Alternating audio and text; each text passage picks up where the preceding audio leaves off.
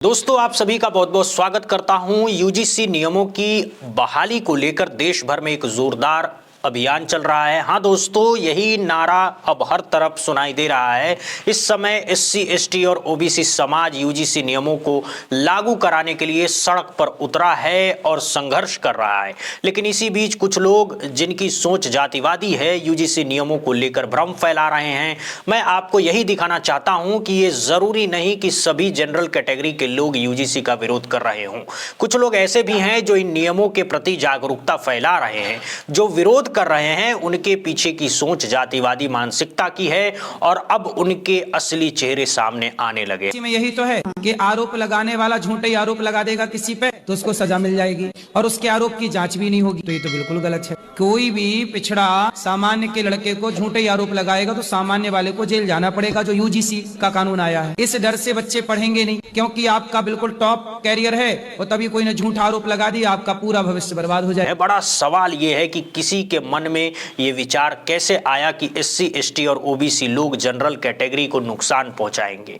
इसका श्रेय जातिवादी मीडिया को जाता है, जिसने ये प्रचार किया कि ये कानून सिर्फ जनरल कैटेगरी के खिलाफ है। इनको जनरल कास्ट से ज्यादा डफली की चिंता है। डफली की डिसरिस्पेक्ट मत करना। जनरल कास्ट ब्राह्मणवाद, आप उनको ब्राह्मणवाद के खिलाफ नहीं बोलेंगे, डफली के खिलाफ मत बोलना। दलित आपको दिखता नहीं, पिछड़ा आपको दिखता नहीं। डॉक्टर मीना बोलेंगे सुजाता जी आ रहा हूं, हो गया। नहीं बस वो एक चीज जो बार बार जातिवादी मानसिकता वाले लोग केवल यूजीसी नियमों के विरोधी नहीं हैं।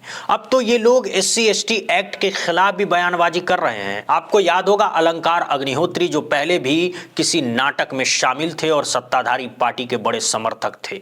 अब उन्होंने ये बयान दिया है कि एससी एसटी एक्ट काला कानून है और इसमें दर्ज होने वाली 95% शिकायतें फर्जी होती हैं। उन्होंने इसे खत्म कराने के लिए आंदोलन करने की बात कही। यही वो लोग हैं जिनकी सोच ये नहीं चाहती कि दलित, पिछड़े और आदिवासियों को उनके हक, सम्मान और अधिकार मिले। दोस्तों मैंने पहले भी कहा है कि सभी जनरल कैटेगरी के लोग यूजीसी नियमों के खिलाफ नहीं हैं। इसी बीच सोशल मीडिया पर एक तेज तर्रार लड़की तेजी से वायरल हो रही है, जिसे जनरल कैटेगरी से बताया जा रहा है। हालांकि अभी तक उसका नाम सामने नहीं आया है। इन्होंने जिस तरीके से यूजीसी नियमों को लेकर जागरूकता फैलाई है, इसके लिए इनकी सराहना होनी चाहिए। और जो लोग यूजीसी के नियमों को लेकर भ्रम फैला रहे हैं, अगर वो ये वीडियो देख लेंगे तो उन्हें भी ये समझ में आ जाएगा कि यूजीसी का जो नियम है क्यों सही है। इनका वीडियो दिखाने से पहले मैं आपको ये भी बताना चाहता हूं कि इस समय चंद्रशेखर आजाद ने भी यूजीसी आंदोलन को लेकर एक बहुत बड़ा ऐलान किया है। चंद्रशेखर आजाद ने क्या कुछ कहा है, उसको लेकर किस तरीके से वो सक्रियता दिखा रहे हैं, वो आपको दिखाऊंगा। लेकिन सबसे पहले बिना देर किए इस लड़की का आपको वीडियो देखना चाहिए, जो गजब तरीके से जातिवादी मानसिकता के लोगों को जागरूक करने का काम कर रही है। दोस्तों ये वीडियो आपको देखना चाहिए। यूजीसी की न्यू गाइडलाइंस आई हैं और जनरल कैटेगरी के होते हुए भी बौखला जाने के बजाय मैंने कुछ क्रेजी कर दिया। मैंने डॉक्यूमेंट पढ़ लिया और डॉक्यूमेंट पढ़ा तो पता लगा कि ज्यादातर वीडियोस जो इस टॉपिक के ऊपर बन रही हैं मिस इन्फॉर्मेशन फैला रही हैं, खामखा लोगों को डराने की कोशिश कर रही हैं।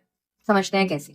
देखो, नंबर 1, लोग कह रहे हैं कि ये वाली रेगुलेशंस जनरल कैटेगरी को स्पेसिफिकली टारगेट करती हैं, जबकि ऐसा नहीं है। रेगुलेशंस के ऑब्जेक्टिव में लिखा हुआ है कि ये ऐसे डिस्क्रिमिनेशन के खिलाफ है जो religion, caste, gender, place of birth और रेस के बेसिस पे होता है। अब ऐसा डिस्क्रिमिनेशन जनरल कास्ट के बच्चे के साथ भी हो सकता है। पॉइंट नंबर 2, ऐसा कहा जा रहा है कि इक्विटी कमेटी में जनरल कैटेगरी का कोई भी रिप्रेजेंटेशन नहीं होगा, जो कि सच नहीं है।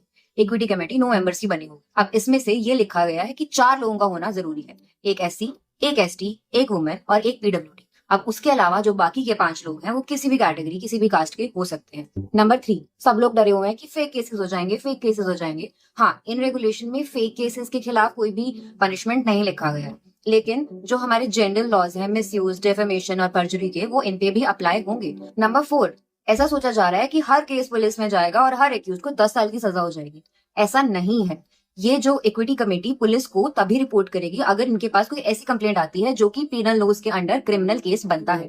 अदरवाइज सारे मैटर यूनिवर्सिटी के अंदर ही डील किए जाएंगे। और ऐसा नहीं है कि किसी को भी मुंह उठा के पनिश कर देंगे। पहले कंप्लेंट की जाएगी कमेटी को, कमेटी उसके बाद एक रिटर्न रिपोर्ट बनाएगी और रिटर्न रिपोर्ट को फिर हेड ऑफ इंस्टीट्यूट रिव्यू करेगा।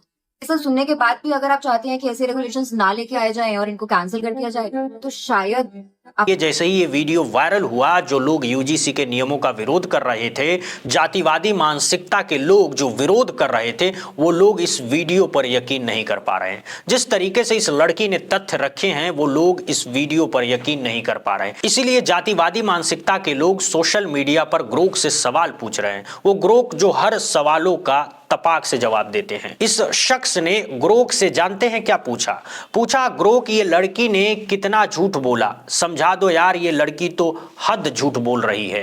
ग्रोक समझाएं प्लीज समझाएं। ये ग्रोक से गुहार लगाई जा रही है। ये व्हाट्सएप यूनिवर्सिटी का चार्ट ग्रोक से गुहार लगा रहा था, तो ग्रोक ने भी इसको कैसा करारा जवाब दिया है, ये भी आपको जानना चाहिए। ग्रोक ने कहा, भाई मैं यूजीसी के 2026 रेगुलेशन चेक किए, लड़की की वीडियो में ज्यादातर पॉइंट सही हैं, डिस्क्रिमिनेशन सभी पर लागू, कमेटी में एससी, एसटी, ओबीसी, पीडब्ल्यूडी की रिप्रेजेंटेशन जरूरी, लेकिन एग्जैक्ट नंबर फिक्स नहीं, फेक केस पर जनरल लॉ लागू, लेकिन सुप्रीम कोर्ट ने इसे स्टे कर दिया है। डिटेल्स के लिए यूजीसी साइट चले जाओ। तो इस जातिवादी मानसिकता को ग्रोक ने करारा जवाब देते हुए कहा है, और ज्यादा अगर तुम्हें जानना है तो चले जाओ यूजीसी की साइट पर। दरअसल कहा जा रहा है कि इन लोगों ने नियमों को सही से पढ़ा ही नहीं है, इसीलिए ये लोग कंफ्यूज हैं। इसीलिए बिना नियमों को जाने ये लोग लगातार यूजीसी का विरोध कर रहे हैं।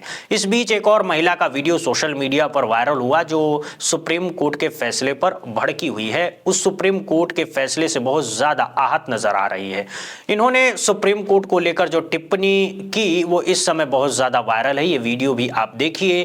जो सुप्रीम कोर्ट में बैठे हुए स्वर्ण कोर्ट जो बना हुआ है, उसको उठाने या उखाड़ फेंकने की काम करना है। स्वर्ण कोर्ट बन गया है। अरे जब 13 महीनों जब किसानों के जब लागू हुआ था, तो किसान जो 13 महीना बैठ के जब धरना दिया था, तब का बैठ सब सोए हुए थे और 2 दिन धरना में जाग गए। तो हम लोग भी अब जाग चुके हैं, हम लोग भी अब जाग चुके हैं। आप चाहे जैसे भी हो, आपका लोग है वहाँ पर सुनवाई करने के लिए। लोग नहीं, उनका लोग रहेगा। तो इसे जब उनका ही लोग था, जब उनका ही लोग सब कोई बैठे हुए थे, तब इतना डर किस बात की थी? सारा लोग तो उन्हीं के बैठे, हम लोग का तो बाप दादा वहाँ बैठे नहीं थे, तब क्यों डर रहे थे? तब धरना पे धरना, मोदी जी को तेलिया बनिया, चप्पल, जूता, पुतला दहन क्यों कर रहे थे भैया? हम लोग के तो कोई वहाँ बाप दादा बैठे नहीं थे। तो 3% में इतना आ गया। 3% वाले बोल रहे हैं हम ये कर देंगे और वो कर देंगे। तो हम लोग अब जा चुके हैं। हम बोले तो हम लोग सड़क से लेके सदन तक जाने की है, और हम लोग पूरी भारत बंद करने की हम लोग तैयारी में है। नहीं, ये रद्द तो होने नहीं देंगे। मामला तो कोर्ट में है ना, सुप्रीम कोर्ट की बात करते हैं जी। स्वर्ण कोर्ट है, स्वर्ण कोर्ट है, वो स्वर्ण कोर्ट है। नहीं, सुप्रीम कोर्ट मत कहिए, स्वर्ण कोर्ट है, वो स्वर्ण कोर्ट है, वो सुप्रीम कोर्ट नहीं है, ठीक है? और उन्हीं लोग का जब बाप दादा बैठा हुआ था, तब काहे इतना बिल बिलाने लगा? एक ही को मोदी जी बिल पास किया था, सब बिल बिलाने लगे। कोर्ट जो मानने हैं उस पर आप कैसे कह सकते हैं? वो कॉलेजियम से बना हुआ सिस्टम है, कॉलेजियम का बना हुआ है, ठीक है? और हम लोग 90% वाले अब जाग चुके हैं, अब उखाड़ फेंकने की काम करेंगे। जो विधानसभा में, संसद में बैठे हुए इन्हीं लोग का लोग है, सुप्रीम कोर्ट में स्वर्ण लोग इन्हीं लोग का बैठा हुआ, जो सुप्रीम कोर्ट को बना दिया स्वर्ण कोर्ट। तो हम लोग भी अब जाग चुके हैं। और सुनिए मोदी जी, अगर ये 3% के कारण अगर आपने रद्द करने की थोड़ा भी कोशिश की, 1 इंच भी पीछे हट गए, तो सोच लिए तो भीमा कोरे गांव लिखा जाएगा। ये दौर मत दोहराइए। लेकिन मोदी जी तो पीछे हटिए गए, उनका कहाँ वकील? अरे ये राजनीतिक है, आप लोग भी मुद्दा से भटकाते हैं, आप लोग भटक जाते हैं। अरे यूपी में चुनाव है ना जी, तो वोटवा तो लेना है ना, वोट लेना है, इसीलिए आप लोग का मुद्दे से भटका रहे हैं। और जितने जो खुश हो रहे हैं ना, वो खुशी न मनाए। और जिन लोगों को ग्रोक की बातों पर विश्वास नहीं है, जिन लोगों को उस लड़की की बातों पर विश्वास नहीं है,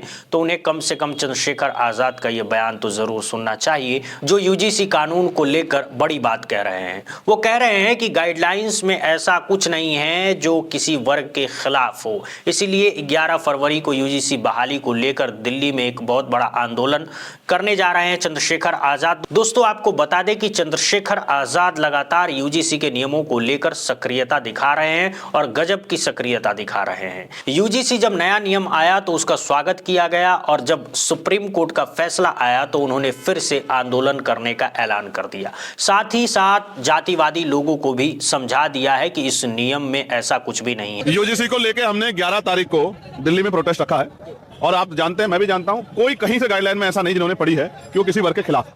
वो सभी के लिए है। किसी के साथ यूनिवर्सिटियों में भेदभाव या इस तरह की सिचुएशन ना बने कि लोगों की जान चली जाए, वो कहीं से किसी के खिलाफ नहीं थी यूजीसी गाइडलाइन। हाँ, उसमें कुछ कमियां हैं। कमियां ये है कि उसमें जो जिस तरह की समता समिति बनाई जा रही है, उसमें हेड ऑफ डिपार्टमेंट जो है, समता समिति के अध्यक्ष जिनको बनाया जा रहा है, वो वाइस चांसलर अगर जो है एक ही विचार के लोग होंगे जिनकी बहुलता था, तो फिर कैसे कहां से न्याय हो जाएगा? उसमें मैंने अपनी आपत्ति आज जो है माननीय धर्मेंद्र प्रधान जी को जो है, जो एचआरडी मिनिस्टर, उनको मैंने लेटर भेजा 4 पन्नों का। उम्मीद है कि उसका चंद्रशेखर आजाद न सिर्फ यूजीसी नियम समझा रहे हैं, बल्कि वो सक्रियता दिखाते हुए अब 11 तारीख को आंदोलन करने की बात कर रहे हैं। आपको बता दें, जैसे ही सुप्रीम कोर्ट का फैसला आया, बहुजन समाज उस फैसले से खुश नहीं है और इस बीच चंद्रशेखर आजाद ने शिक्षा मंत्री धर्मेंद्र प्रधान को एक खत भी लिख दिया है, एक पत्र भी लिख दिया है।